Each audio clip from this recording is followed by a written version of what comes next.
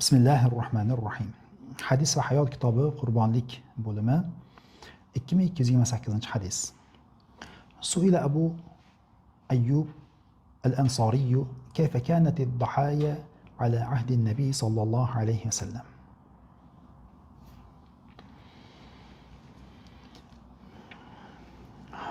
Abu Ayyub Ansari radhiyallohu anhu dan so'rashdi. Nabiy sallallohu alayhi va sallamning zamonlarida qurbonlik qanday bo'lar edi? U kishi aytdilarki, u kishi, ya'ni Nabiy sallallohu alayhi vasallam yudahi bishati anhu, o'zlarining nomlaridan bir qo'y qurbonlik qilar edilar va ahli baytlarining nomidan bir qo'y qurbonlik qilar edilar.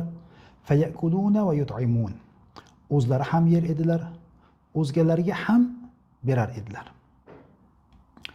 Hatta tabaha an-nasu fasarat kama tara. Endi bo'lsa ko'rib turganingdek, odamlar orasida faxrlanishga aylanib ketdi dedilar. Bu faxrlanishga aylanib ketdi deb aynan Hazrat Abu Ayyub Ansari radhiyallohu anhu bizning zamonamizni aytayotgandek bo'ladilar. Vaholanki qurbonlik qilgandan keyin uni ham o'zlari ham yeyishi, insonlarga ham yedirishi Rasululloh sallallohu alayhi vasallamning muborak sunnatlari. Lekin eng katta mol, eng katta qo'y, eng qimmatini shohona qilib va hokazo qilib so'yish, odamlarga ko'z-ko'z qilish, bu endi qandoq amal bo'ladi? Riyo amal bo'ladi. Bu Allohning roziligi istab qilingan amal hisoblanmaydi. Vaholanki Rasululloh sallallohu alayhi vasallamning zamonlarida qurbonlik bilan faxrlanish, qurbonlik bilan ko'z-ko'z qilish degan narsa bo'lmagan. Balki Rasululloh sallallohu alayhi vasallam bitta qurbonlik qildilar, o'zlari nomlaridan va ahli oilalari nomlaridan qildilar. Bo'ldi. O'shani o'zlari ham yedilar, o'zgalarga ham yegizdirdilar. O'shani o'zi bilan kifoyalandilar. Shu yerda bir masalaga to'xtalib o'tishimiz kerak. Mahallul istishhod bo'lgan muhim bir masala. Bizni uydan bitta qurbonlik qilsak bo'ldi, kifoya qiladi deyshadi. Vaholanki qurbonlik kimga vojib bo'lgan bo'lsa, o'sha qilish kerak. Kimga qurbonlik vojib bo'lgan bo'lsa, o'sha inson har biri alohida qurbonlik so'yish kerak. Xuddi namoz o'qiyotganda xonadonimizdan, uyimizdan bir kishi namoz o'qisa bo'ldi, kifoya qiladi deyilmaydi-ku. Yoki bo'lmasam uyimizda 4 kishiga zakot vojib, lekin bir kishi zakotni bersa kifoya qiladi deyiladimi? Yo'q, undoq deyilmaydi. Xuddi shunga o'xshab, xuddi shu kabi qurbonlik masalasida ham nima qilish kerak? Har bir inson o'zi alohida berish kerak. Ushbu hadisga bo'lsa, Rasululloh sallallohu alayhi vasallamning ushbu hadislarini ulamolarimiz yo'q, bu mansux bo'lgan amal deb bayon qilishadi. Vallohu alam bis-savob. نوبتي حديث عن عائشة رضي الله عنها عن النبي صلى الله عليه وسلم قال: ما عمل آدمي من عمل يوم النحر أحب إلى الله من إهراق الدم، إنها لتأتي يوم القيامة بقرونها وأشعارها وأظلافها، وإن الدم لا يقع من الله بمكان قبل أن يقع من الأرض فطيبوا بها نفسا. الله أكبر. خش خبرنا قرين güzelliğine. الله أكبر. Nabiy sallallohu alayhi vasallam shunday dedilar: odamzod so'yish kuni qon oqizishdan ko'ra Alloh taologa mahbubroq bo'lgan biror bir ish qilgan emas. Albatta u, ya'ni hayvonlar qiyomat kuni shoxlari, ya'ni qurbonlik qilingan hayvonlar qiyomat kuni shoxlari, junlari, tuyoqlari bilan keladilar. Albatta qon yerga tushishidan oldin, qurbonlik qilib so'yilgan hayvonning qoni yerga tushishidan oldin Alloh taoloning huzuridagi makonga yetib boradi. Uni chin ko'ngildan chiqaringiz. Fatibu biha nafsan. Uni chin ko'ngildan chiqaringiz dedilar Rasululloh sallallohu alayhi vasallam. Endi ushbu hadis sharifning izohini ko'radigan bo'lsak, odamzod so'yish kuni qon chiqarishdan ko'ra Allohga mahbubroq biror bir ish qilgan emas dedilar Rasululloh. So'yish kunidan murod yawmun nahr deyiladi. Nahr kuni deb aytiladi. Nahr tuya so'yishga nisbatan ishlatiladigan so'z. Nahr tuya so'yishga ishlatiladi. Nega nahr deyiladi desangiz, tuyaning bo'yniga misol uchun qo'yni, molni bo'g'ozlab so'yilsa, qurbonlik qilayotganda yoki halollab so'yayotganda bo'g'ozlab so'yilsa, tuyada nahr qilinadi. Ya'ni shu yeriga maxsus joyga pichoq tiqiladi. Shu tarzda qurbonlik, shu tarzda so'yiladi. Nahr tuya so'yishga ishlatiladi. Arablarda qurbonlikka odatan so'yadigan hayvonlari tuya bo'lgan. Arablar odatan tuyani so'yishgan. Shuning uchun ham qurbonlik kunini yavmun nahr deb aytib kelingan. Demak, qurbonlik hayitining birinchi kuni bandaning Alloh taologa qiladigan eng mahbub ishi qurbonlik qilish bo'lar ekan.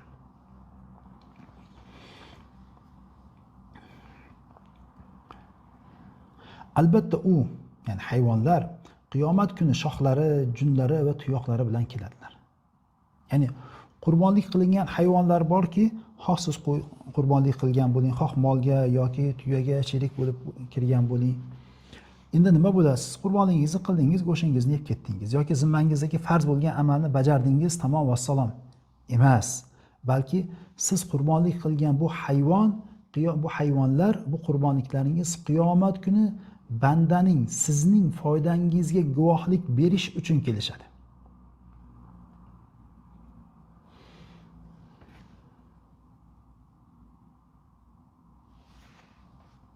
Endi savol tug'iladi, qurbonlikni qildi inson, uning ajr mukofoti faqat qiyomatga qoldimi? Qiyomatgacha bu qurbonligi osilib turadimi? Desa yo'q. Albatta qon yerga tushishidan oldin Allohning huzuridagi makonga yetur, dedilar Rasululloh sallallohu alayhi vasallam. Bu nima degani? Qurbonlik qilayotgan hayvon tomog'iga pichoq tortilganda chiqqan qon yerga tushmasidan turiboq uning savobi Alloh taoloning huzuridagi makonga yetib boradi. Bas shunday ekan, uni chin ko'ngildan qilinglar, deyaptilar Rasululloh sallallohu alayhi vasallam. Ya'ni siz qurbonlik qilganingizda hali qoni yerga yetib bormasidan oldin Alloh taoloning huzuridan sizni ajr mukofotingiz keladi. Alloh taoloning huzuridan sizning makoningiz, darajangiz ayon bo'ladi. Alloh taoloning huzuriga na go'shi, na qoni yetib bormaydi, balki bu bandam mendan qo'rqadi degan narsa yetib boradi. Rasululloh uni chin ko'ngildan qilinglar deyaptilar. Ya'ni qurbonlikni ixlos bilan, sidqi dil bilan Alloh subhanahu va taolodan ajrini, mukofotini umid qilgan holatda qiling. Riyoni, sum'ani aralashtirmasdan, kimlardandir hurmat, obro' orttirmasdan, kimlardandir qolib ketmasdan, balki faqat Allohning roziligi uchun qiling. Ushbu hadis sharifdan ma'lum bo'ladiki, bandaga qurbonlik vojibmi qilsin. Bandaning imkoni bormi qilsin. Qurbonlik zimmasiga vojib bo'ldi, lekin hozir qo'lida naqd puli yo'q. Shundoq bo'lsa ham bu insonga uzr bo'lmaydi qurbonlik qilmaslik. Bu insonga qurbonlikdan qochish uzr bo'lmaydi. Balki bu inson nima qilish kerak? Bu inson albatta imkonini qilib, albatta harakatni qilib, bo'lsa ham qurbonligini qilsin. Chunki bitta narsani yaxshi bilib olishimiz kerak, azizlar. Qurbonlik shunaqangi amalki, agar siz hozir uni qilmasangiz,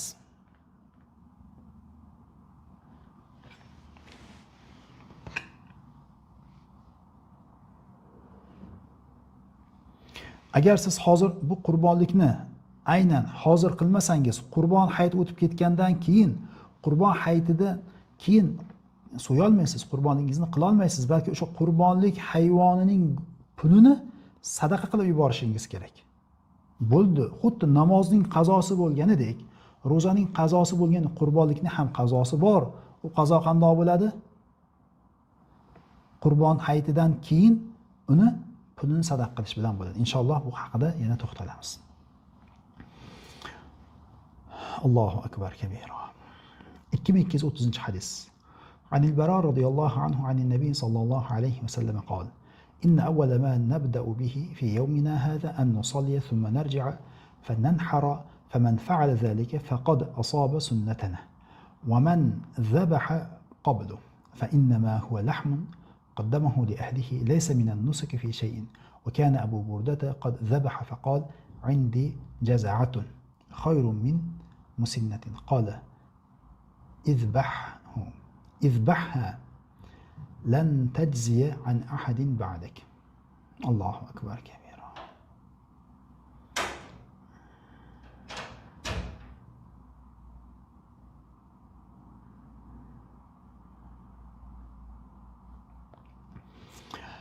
Hazrat Baro radhiyallohu anhu Nabiy sallallohu alayhi vasallamni naql qilyaptilar.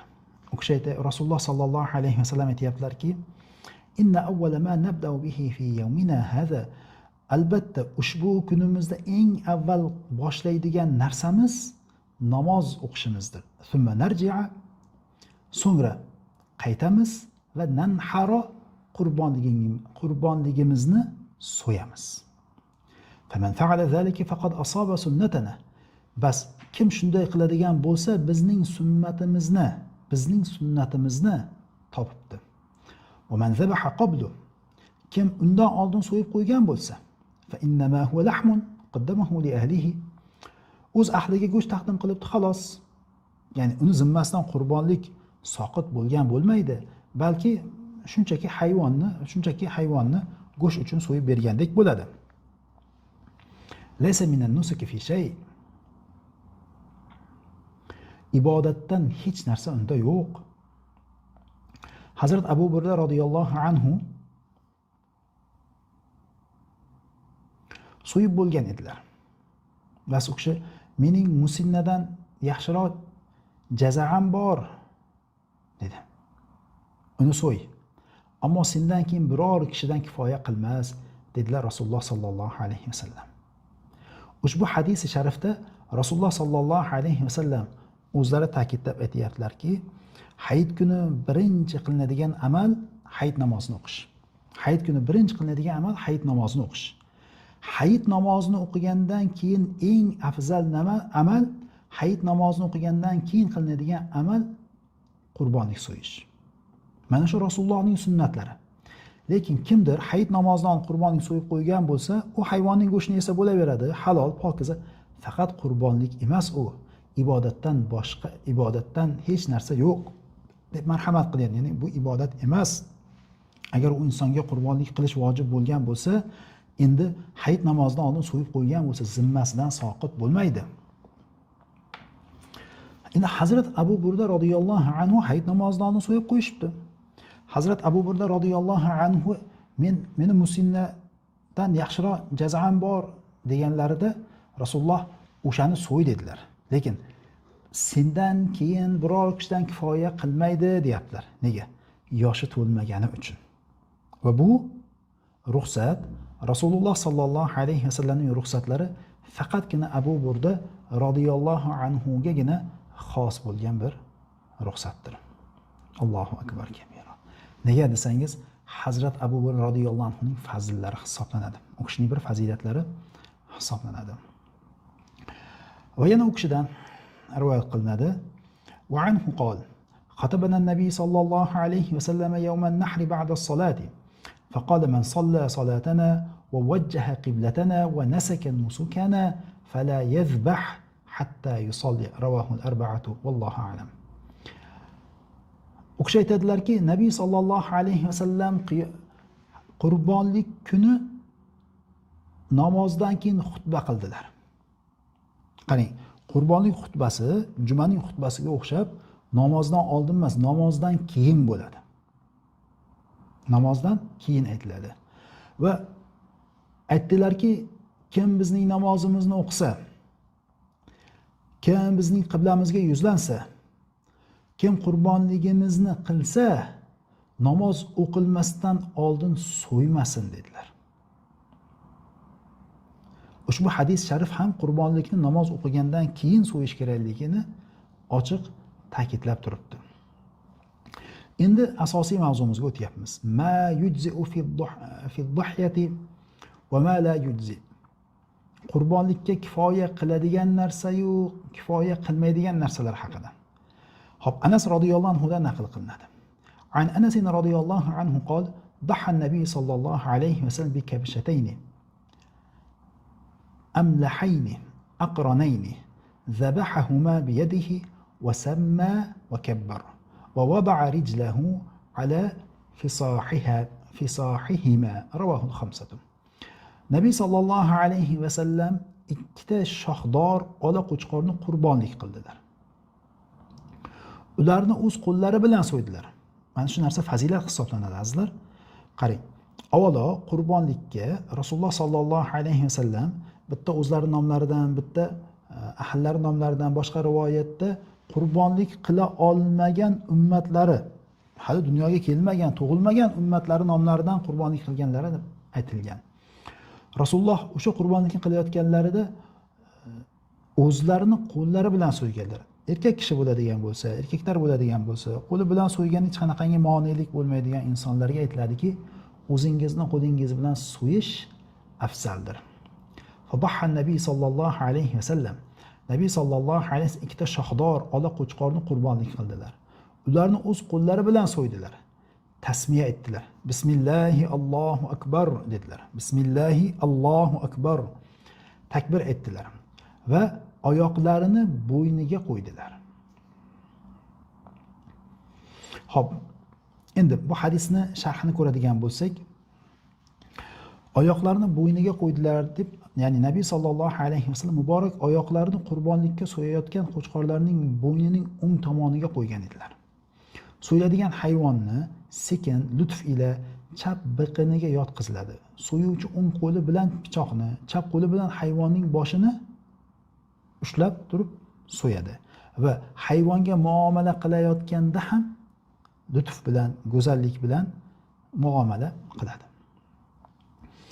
Oysha onamiz radhiyallohu anhodan rivoyat qilindi. An Aisha radhiyallohu anha anna nabiy sallallohu alayhi vasallam amara bi kabshin aqrana yata'u fi sawadin yabruku fi sawadin wa yanzuru fi sawadin fa utiya bihi liyudahhiya bihi faqala ya Aisha هلم المدية احذيه بحجر ففعلتهم فأخذها ثم أضجع الكبشة فذبحه ثم قال بسم الله اللهم تقبل من محمد وآل محمد وأمة محمد ثم ضحى به رواه الخمسة إلا البخاري. Oysha onamiz aytadilarki, Nabiy sallallohu alayhi vasallam qora bilan bosadigan, qora bilan cho'kkalaydigan, qora bilan nazar soladigan qo'chqor olib kelishga amr qildilar. Bas u qurbonlik qilish uchun keltirildi. Qarang, bu nima degani? Qora bilan bosadigan, qora bilan cho'kkalaydigan degani oyog'i ham qora, qorni ham qora, ko'zini atrofi ham qora bo'lgan qo'chqor degani. Demak, ushbu vasfga ega bo'lgan qo'chqorni qurbonlik qilish Nabiy sallallohu alayhi vasallam, Habibimiz, payg'ambarimiz Muhammad Mustafa sallallohu alayhi vasallam shunaqangi qo'chqorni qurbonlik qilganlar degan e'tiqod bilan qiladigan bo'lsangiz afzal hisoblanadi. Endi sizda imkon bormi, sharoit bormi? Bo'ldi. Oqtarganda ham, izlaganda ham qurbonlikni mana shunaqangisini oqtarishga, izlashga, topishga harakat qiling. Xo'p, bu yerda Rasululloh sallallohu alayhi vasallam amara bi kabshin, ya'ni Rasululloh buyurdilar deb kelyapti. Bu buyruq vojibni ifodalaydimi desa, yo'q, vojib degani emas. Balki afzallikni ifoda qiladi. Xo'p, bas u qurbonlik qilish uchun keltirildi. Xo'p, bundan nima tushuniladi desa, mashg'ul kishilarning qurbonliklarini qo'lidan shu ish keladigan kishilar keltirib berishlari mumkin, joiz degani. Ya'ni qurbonlikni illoki o'zingiz bozorga olib, o'zingiz topib, o'zingiz olib kelishingiz ham mumkin, yoki bo'lmasam aytasiz, iltimos qilasiz, sizni nomingizga o'shani topib olib kelib berishadi. Joizmi? Joiz.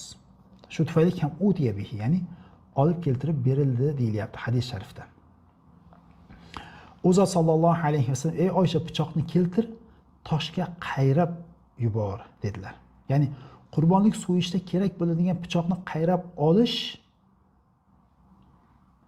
bu yerda joizligi va pichoqni charxlashni ayol kishiga topshirish ham joizligi va ayniqsa jonliqni so'yishdan oldin jonliqqa ozor bermaslik, so'yishni yengillashtirish maqsadida pichoqni qayrab olish lozimligi mana shu Rasulullohning amallaridan tushuniladi. To'rtinchisi, aytayaptilarki, men shundoq qildim, bas u zot uni oldilar. Bu yerda mashallah hazratlar aytayaptilarki, musulmon ayollar erlariga boshqa ishlarda bo'lgani kabi qurbonlik so'yishda ham faol yordam berib turishsin. Mashaalloh, hikmatni go'zal chiqarganlarini qarang. So'ngra qo'chqorni yonboshga yotqazib so'ya boshladilar deyshadi Oysha onamiz. Qurbonlikni so'yayotganda ba'zan qassoblar shunaqangi chaqqonni tezda so'yib tashlamoqchi bo'lishadi-da, u ham bo'lsa qandoq qilishadi? Bo'ldi. Qurbonlikni tikka turgan joyda shunday bo'g'izlab, shuni pichoq tortishadi, qo'yib yuborishadi. Bu joiz emas. Bu amal to'g'ri emas. Balki Habibimiz Muhammad Mustafa sallallohu alayhi vasallam qilganlaridek chapga yonboshlatib, chap qo'li bilan qo'yni ushlab, o'ng qo'li bilan pichoqni bo'g'ziga tortishdir. Bismillah.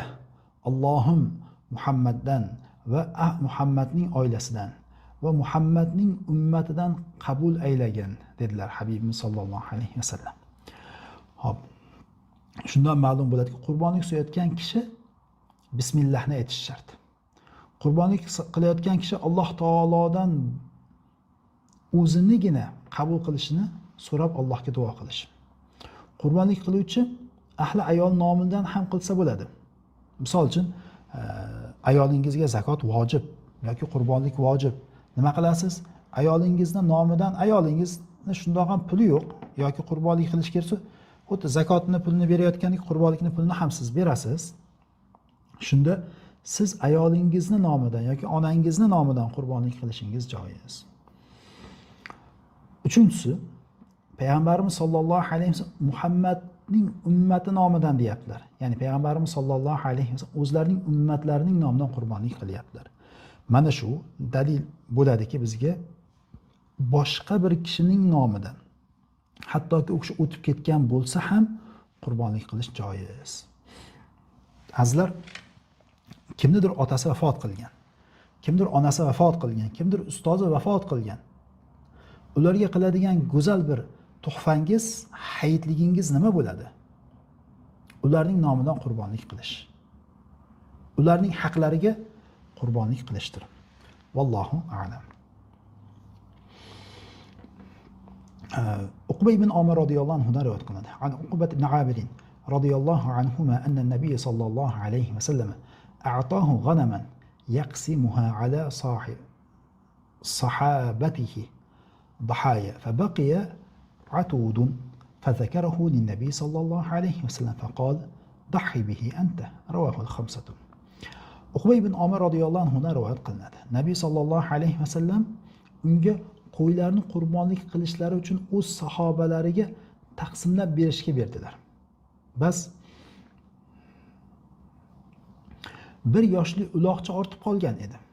Uni Rasululloh sallallohu alayhi vasallam zikr qildilar. Rasululloh sallallohu alayhi vasallam uni sen qurbonlik qil dedilar. Xo'p, ushbu hadis sharifni ko'radigan bo'lsak, boshliq, rahbar bo'lgan kishi jonliq olib qurbonlik qilishlari uchun o'z odamlariga tarqatishi mumkin. Misol uchun 100 ta qo'y yoki 50 ta qo'y so'yadigan bo'lsangiz, o'zingiz so'ya olmaysiz.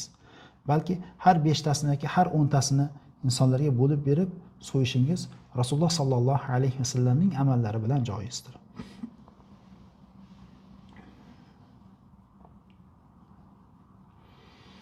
Ikkinchisi, Rasululloh sallallohu alayhi vasallamning o'zlari sahoba ikromlarni yig'ib turib, senga shuncha, senga shuncha, senga shuncha deb o'zlari bo'lib berishlari mumkin edi.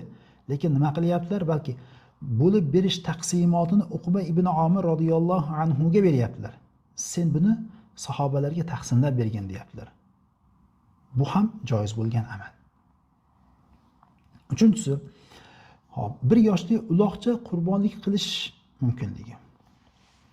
Uqba ibn Amir radhiyallohu anhu sahoba ikromni taqsimlab bo'lganlaridan keyin bir yoshligina uloqcha ortib qolgan edi. Rasululloh sallallohu alayhi vasallamga shu bir yoshli uloqcha ortib qolganini aytganlarida Rasululloh uni sen qurbonlik qilgin deb aynan o'zlariga berishdi.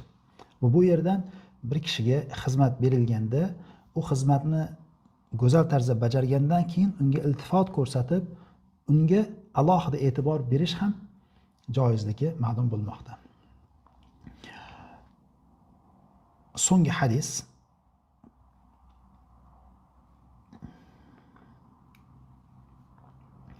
mana shu hadis bilan inshaalloh bugungi suhbatimizni tugatamiz. An Jabir radhiyallohu anhu عن النبي صلى الله عليه وسلم قال لا تذبحوا إلا مسنة إلا أن يعصر عليكم فتذبحوا جزعة من الضأن رواه مسلم وأبو داود والنسائي. Jabir radhiyallohu anhudan rivoyat qilinadi. Nabiy sallallohu alayhi vasallam shunday dedilar: Musinnadan boshqasini so'ymanglar. Faqat sizga qiyin bo'lib qolganidagina qo'yning jazasini so'ysangiz bo'ladi deb marhamat qildilar. Musinna deb turib tuya bo'lsa, tuyadan bo'lsa 5 yoshli, qoramoldan bo'lsa 2 yoshli, qo'y echkidan bo'lsa 1 yoshli bo'lganiga aytiladi. Musinna, ya'ni yoshi to'lgan. Jaza Imom Azam Abu Hanifa rahmatullohi alayhining aytishlariga ko'ra, qo'y echkidan bo'lgan 6 oylikka aytiladi. 6 oylikka. Demak, imkoni bor odam kamida 1 yoshli qo'y yoki echki qurbonlik qilsin. Agar kambag'alligi tufayli qo'li qisqalik qilib 1 yoshli qo'y echki olishga imkoni bo'lmasa, 6 oylik qo'y echki olsa bo'laveradi. Lekin o'sha 6 oylik qo'y echki ham qandoq bo'ladi? 1 yoshli qo'y echkilarni ichiga qo'yib yuborilganda ajramaydigan darajada jussasi bo'lgan, katta bo'lganga aytiladi. Agar kichkina bo'ladigan bo'lsa, mayda bo'ladigan bo'lsa, uni so'yish joiz bo'lmaydi. Kichkina bo'lgani, jussasi mayda bo'lgani 1 yoshliklardan kichikligi bilan ajrab turadigan darajada mayda bo'lgani uchun shar'an joiz bo'lmaydi. Vallohu alam bis-savob. Subhanallohi va bihamdihi ashhadu an la ilaha illa anta astaghfiruka va atubu ilayk. Azizlar, inshaalloh keyingi darsimiz 2236-hadis. Hudaybiyada bir tuyani 7 kishi nomidan so'yganlari haqidagi hadisdan bo'ladi. Vallohu alam bis-savob.